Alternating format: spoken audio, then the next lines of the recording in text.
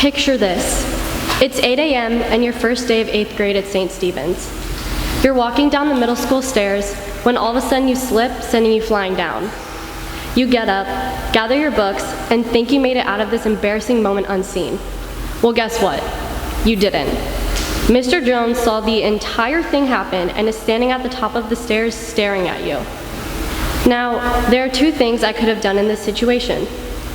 I could have climbed back up the stairs and talked to Mr. Jones, or I could have run away. I chose to run. Running away from my problems is something I've always done. When I was 8, my dad got diagnosed with early onset Alzheimer's. Living with a parent who was no longer there, physically and mentally, was a struggle I probably made worse by not sharing with friends, family, anyone. Then sophomore year, my dad died, and I continued to hold everything I was feeling in instead of looking to peers, teachers, friends, anyone for support. At the time, this felt like the right thing to do, but now I know you can't run away from your problems. Now, as glad as I am to know this information, there's no way I could have come to this realization on my own. Sophomore year, the first day back to school after my dad died, I was terrified.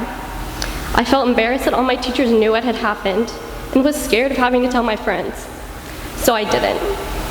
I got all the way to 4th period without having to talk to a single person about it. Then I walked into Miss Price's room. The moment I sat down, she asked to talk to me after class. I don't even think I made it 2 minutes into our conversation before I broke down sobbing. I felt guilty for being upset because technically my dad had been gone for years because of his disease. But Miss Price told me that it was okay to be sad and that I could talk to her anytime I needed to. I never went back to talk to Miss Price. I never felt like I needed to, but knowing I could was something that helped me tremendously. So thank you. Junior year became a changing point for me, and it's not only until I was writing this speech that I noticed. My 4 years of high school seemed to be split into 2 sections, the first being freshman and sophomore year. As an underclassman, I was shy. I never spoke in class and would sometimes even sacrifice grades just so I didn't have to participate. I wasn't confident in my opinions and thought my ideas would be ridiculed more than they would be appreciated. And since I was shy, I never asked for help. Admitting to peers that I was struggling was too embarrassing, and talking to teachers made me feel hopeless when I would consistently not understand the material despite their efforts. So I gave up. It became easier to pretend like I wasn't struggling rather than to actually get help. Then came junior year. That year, I met new people, tried new things, and began to never let a day go by where I didn't challenge myself. Feeling supported to share my ideas outside of the classroom, I began building up the confidence to share them inside as well. Instead of running away from my problems, I would now find solutions to them. Clearly, I wasn't able to make this change on my own. The main reason for my success can be attributed to my friends. I've made amazing friendships these past 2 years with people who are constantly supporting me and making sure that I am always myself, and have truly done more for me than they could ever know. Kate and City. I don't remember how we all became so close last year, or why we decided to call ourselves the Dudeskis, but I'm so glad we did. You both have such a natural ability to be yourselves in any situation, and it's something I admire most about you guys. I'm going to miss our trips to the beach, sleepovers, and scary movie tradition so much next year, but wherever you guys end up, I know you'll do great. Max, aka math partner. All I'm going to say is that I'm pretty sure we peaked junior year in Mr. Bourne's math class, which probably wasn't very hard to do considering we were taking Algebra 2. But seriously, thank you so much for always pushing me to try new things, no matter how much I didn't want to. I will always appreciate it. Tori. Even though you're a freshman, you are undeniably one of my favorite people at St. Stephen's. Your lively personality is contagious and always seems to lift me up. I know that the next 3 years of high school are going to be amazing for you. Lena. We have gone to Czech together, lived together, and I have packed you a lunch more times than I can count. You're not just my best friend, but my family. You've become such an integral part of my life.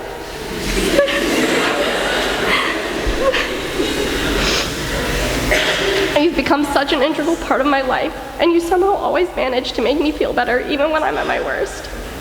Your constant cheery attitude, optimism, and your unwavering dedication to always act true to yourself will be some of the many things I'll miss most when I go to college, especially on morning carpool rides to school. I know you're nervous for next year and what it will bring, but I don't have a single doubt in my mind that you will make the most of whatever it has to offer. Just remember that you are capable of so much more than you know. Yes, my friends and family and teachers have played a major role in my success, but nothing could have been made possible without my family.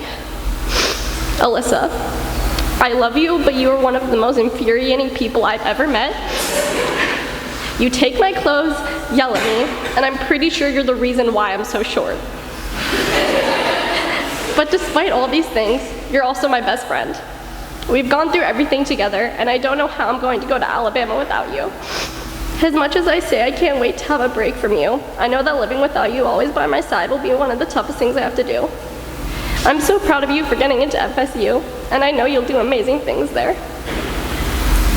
Ray, you've only been a part of my life for about 3 years, but the impact you have made on me will last a lifetime. You've taught me how to believe in myself and my goals, no matter what other people think. You also helped me annoy Alyssa, so I think that has to count for something. I know the role of a stepdad is not an easy task to take on, but it's one Alyssa and I needed, and I wouldn't want anyone else. Grandma and Grandpa, thank you so much for always making time to help take care of Alyssa and me. Your sacrifices for us haven't gone unnoticed, and I will forever be grateful for the hundreds of times when you dropped whatever you were doing to help us. Mom, since Alyssa and I have come into your life, it has never been easy. Taking care of twins, mainly by yourself for 17 years sounds impossible, but you did it. You never let me see the struggles going on in our family, and when Dad got diagnosed, you never let me feel any less love, even though I only had one parent to give it. Whenever I doubted myself or thought I couldn't do something, you had no doubt in your mind that I was capable. I think that 100% of my success can be attributed to you and everything you have done for me. Even when you had an overwhelming amount on your plate, you always put us first, and I can never repay you for that. I love you. To close, I want to say this. Change is scary. Persevering, no matter how small the task, is scary, but change and perseverance become a lot easier when you have people in your life to help you overcome your fears and help you grow. Asking for help might not be something you want to do, but you have to do it. Thank you.